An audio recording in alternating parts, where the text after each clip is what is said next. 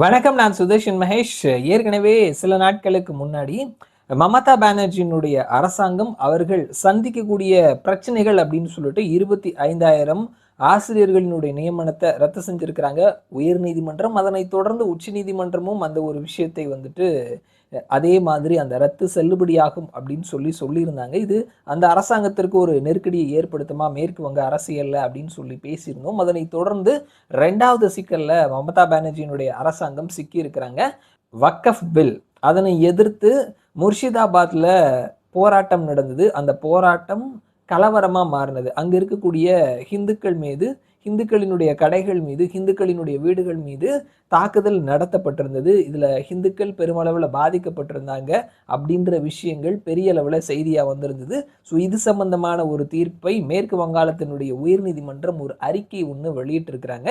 So அவர்களினுடைய அந்த அறிக்கையில என்ன சொல்லியிருக்கிறாங்க, அந்த ரிப்போர்ட்ல விசாரணை அறிக்கையில என்ன சொல்லியிருக்கிறாங்க அப்படின்னா, இந்த ஒரு கலவரம் ஹிந்துக்கள் மேல குறிவைத்து தாக்கப்பட்டிருக்கிறாங்க. ஹிந்துக்களினுடைய கடைகளுக்கு தீ வைக்கப்பட்டிருக்குது, ஹிந்துக்களினுடைய வீடுகளுக்கு தீ வைக்கப்பட்டிருக்குது.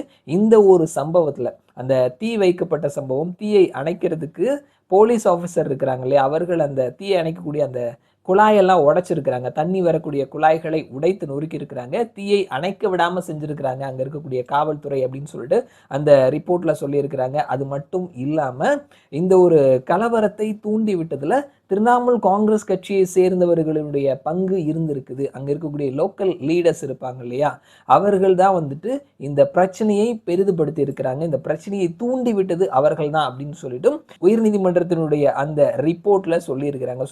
ஏற்கனவே மமதா பானர்ஜி சிறுபான்மையினரினுடைய வாக்கை பெறுவதற்காக அவர்களை தாஜா செய்யக்கூடிய அரசியல் பண்ணிட்டு இருக்கிறார் அப்படின்னு சொல்லிட்டு இருக்கக்கூடிய இந்த நேரத்தில் இந்த மாதிரியான ஒரு ரிப்போர்ட் உயர்நீதிமன்றத்திலிருந்து வந்திருக்கிறது. மமதா பானர்ஜியினுடைய அரசாங்கத்திற்கு இன்னும் ஒரு சிக்கலை, இன்னும் ஒரு கெட்ட பெயரை ஏற்படுத்தி கொடுத்துருக்குது. ஸோ இதற்கு பிராயசித்தமாக தான் வந்துட்டு அவர்கள் ஒரு பெரிய ஆலயம், பூரி ஜெகநாதர் மாதிரியான ஒரு ஆலயத்தை கட்டி நானும் வந்துட்டு ஹிந்துக்களுக்கு ஆதரவாக தான் இருக்கிறேன் அப்படின்ற மாதிரி சொல்லியிருக்கிறாங்க. ஸோ இருந்தாலுமே மக்கள் இது எல்லாத்தையும் பார்த்துட்டு தான் இருக்கிறாங்க.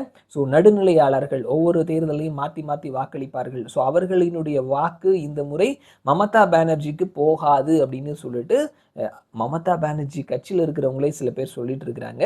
தற்பொழுது எதிர்கட்சியாக இருக்கக்கூடிய பாரதிய ஜனதா கட்சி ஸோ இந்த முறை மமதா வந்து சிறுபான்மையினரை சப்போர்ட் பண்ணிட்டு ஹிந்துக்களை ஏமாற்றக்கூடிய அந்த ஒரு அரசியல், அந்த ஒரு பாலிடிக்ஸ் அப்படின்றது ஜெயிக்காது, அவர்களினுடைய வாக்கை பெற முடியாது, ஹிந்துக்களினுடைய வாக்கை நம்பிக்கையை பெற முடியாது அப்படின்னு சொல்லிட்டு பாரதிய ஜனதா கட்சி சொல்லிட்டு இருக்கிறாங்க.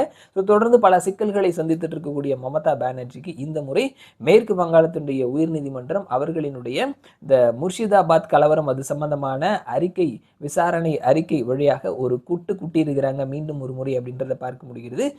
பல சிக்கல்களை, அரசுக்கு எதிரான ஆன்டி இன்கம்பன்சியை சந்திக்கக்கூடிய இந்த ஒரு அரசாங்கம், இந்த ஒரு முதல்வர் இதிலிருந்து எப்படி மீண்டு வருவார் அப்படின்ற ஒரு பார்வை, அந்த கண்கள் அப்படின்றது தேசம் முழுவதுமே வந்துட்டு மேற்கு வங்காளத்தை பார்த்துட்டு இருக்கிறாங்க.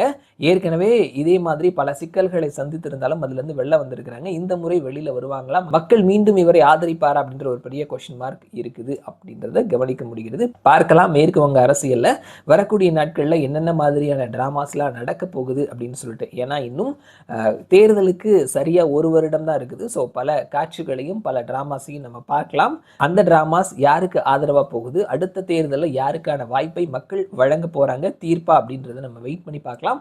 மறுபடியும் நான் உங்களை இன்னொரு வீடியோல சந்திக்கிறேன். அது வரைக்கும் நன்றி.